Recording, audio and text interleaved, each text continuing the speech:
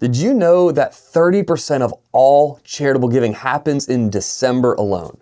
So how you facilitate end of year giving in your church really can be the difference maker. And we're not just talking about your budget, but in your church's impact as a whole. So in this video, we're gonna outline how you can have a successful and impactful end of year giving season in your church.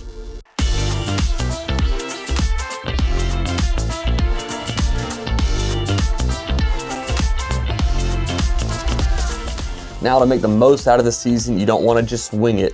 You need to plan ahead. October, or really even earlier that in the fall, is a great time to plan. And if you really want people to engage, you want to choose a cause or initiative, something that end of year giving is going to fund. Because when people feel like their gift is making an impact, they are so much more likely to actually give. Now, we've seen churches have some great success rallying their congregation to give to end of year support for local outreach organizations, or to improve facilities to make room for new people, or even maybe launch a new campus. The most important thing is to choose an initiative that people can clearly see the difference that it's gonna make. So lay the groundwork now. Figure out what you're gonna do, what you're gonna accomplish through year-end giving, and then go ahead and let's put together some graphics, maybe some talking points so you can streamline all your planning for the coming months. Now, if it's November or even December and you're just seeing this video, you might feel like you're too late to the game. But even if you're getting a late start, you still just want to start.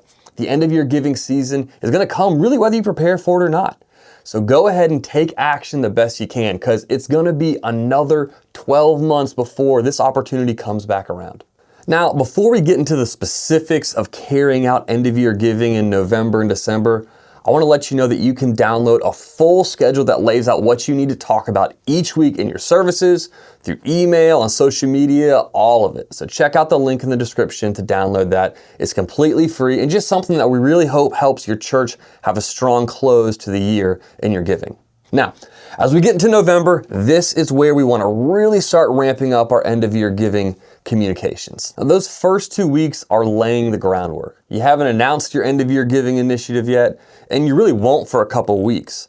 But in these first 2 weeks of November, you want to remind your congregation of the role that giving plays in your church's mission. This is a great time to share some stories or testimonies of the impact your church has made in people's lives. Maybe it's how you provided food and clothes for people in poverty, or maybe it's about how your church has grown and reached new people, or maybe it's stories of baptisms and life change. In early November, you want to make sure your congregation understands that their giving has been making an impact. You want to communicate this in your services, through email, and on social media. You want to make this clear. The third week of November is where it really gets going. This is where you're going to announce your end of year giving initiative. You want to start by announcing this in your Sunday services, because this is a chance to cast vision about what giving to your church at the end of the year will accomplish, what it's going to take to get there. So whether you do this live on stage or maybe through a pre-recorded video, the most important thing is to tie that money that's given to the outcome that it's going to achieve. But not everyone who's going to give to this is actually going to be at your church on Sunday, and that's okay. So you want to make sure you follow this up with an email in the middle of the week and some social media posts. And anytime you talk about end of year giving on any digital platform, you've got to make sure you're always including a link so it's easy to give. It's easy to take action on what you're inviting people to do. Then, on the fourth week of November, which in 2024, this is actually Thanksgiving week, you really want to focus on the outcome. If your church accomplishes its end of year giving goal, what is actually going to happen? What are you going to accomplish? What are you going to see? What is the tangible result? If you're improving children's facilities, how will that help you teach more kids about Jesus? If you're opening a new campus, how's that going to impact the community? You want to make it clear that the end of year giving is going to have an impact. Giving equals impact. You want to make that clear. Now, at this point, we're already in December, the first week of December. This year has Giving Tuesday in it. And Giving Tuesday is something churches really seem to overlook. I don't know, maybe there's just too much going on in your church during the holidays that it just kind of comes and goes before you even realize it. But Giving Tuesday is a day that the whole world is thinking about generosity. And your congregation needs to know that your church is the best place to give on Giving Tuesday. Nonprofits will be aggressively promoting how people can give to their cause and what that's going to do.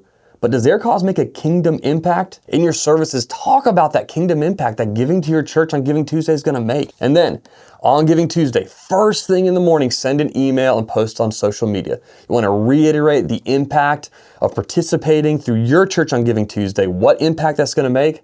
And of course, you got to make it easy to give. Now, since you just made this big, huge push in the first week of December to give, you want to be a little more reflective in the second week. So take this chance in the second week of December to look back over the year's accomplishments. Thank your congregation for what they have done all year through their faithful giving and the way that they have showed up on Giving Tuesday. Because remember that past generosity is going to inspire present generosity. When they see what they've done and what you've accomplished through that, they're going to be more generous going forward. All right, so week 3 of December. This is the last full week before Christmas. It's approaching the peak of the season. There's a lot of excitement, but there's also a whole lot of busyness. So your congregation needs to be reminded in services, in email, social media, everywhere, that there are only a couple weeks left in the year to give to your end of year giving initiative. You want to make sure you keep the goal and the outcome of that goal front and center. There's so many things fighting for everyone's attention at this point in the year. So keep it simple. Clear goals, clear outcomes, and clear ways to give. Now, the 4th week of December is Christmas week. It's the best time of the year, right? This is the time that we want to be fully focused on the birth of Jesus and what that means for us. So you don't want to take away from that by hammering giving too much. But at the same time, you also don't want to let giving fall by the wayside.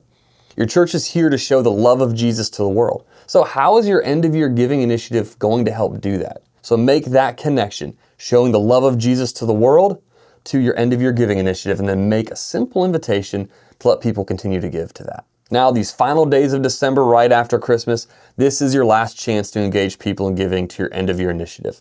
Now in 2024, you have a 5th Sunday, so use this as a chance to share progress. If you've already met your goal, celebrate that while also letting people know that they can still give to your church and you'll be able to do even more. But if you haven't met your goal, that's okay. Challenge your congregation to get there. Now, there's always going to be those people in your church who are going to make some last-minute donations. They want to maximize their tax benefits for their charitable giving for the year. So those last couple of days of December can actually be really important. So on the 30th, go ahead and send an email out to your congregation. Give a reminder of what this end of year initiative is all about and what it's going to accomplish. And then on the 31st, the very last day of the year, share some information on social media highlighting, hey, this is the last day to give to the end of year giving initiative. And of course, share a link. Make it easy, make it quick to give so people can take action so they're not scrambling trying to get that gift in before the year ends. All right, so once January hits and your end of year giving initiative is done, we're still not really quite done. There's one really important thing left to do, and that's celebrate. Your congregation gave sacrificially. They joined together for a cause bigger than themselves. Man, share your heartfelt thanks. Celebrate what you've done or what you will be doing with those funds. Even if you didn't quite hit that goal, still celebrate all that's been given. And for those who made significant gifts to your church, you need to directly thank them. I'm telling you, a simple handwritten note or a phone call from the pastor can really go a long way in showing your appreciation. The end of the year giving season can be a difference maker for your church. And I'm not just talking about funding your budget. I'm talking about how you can enable your church to make a bigger impact in your community and maybe even the world. So take the time now, prepare and maximize the end of year giving opportunity in your church.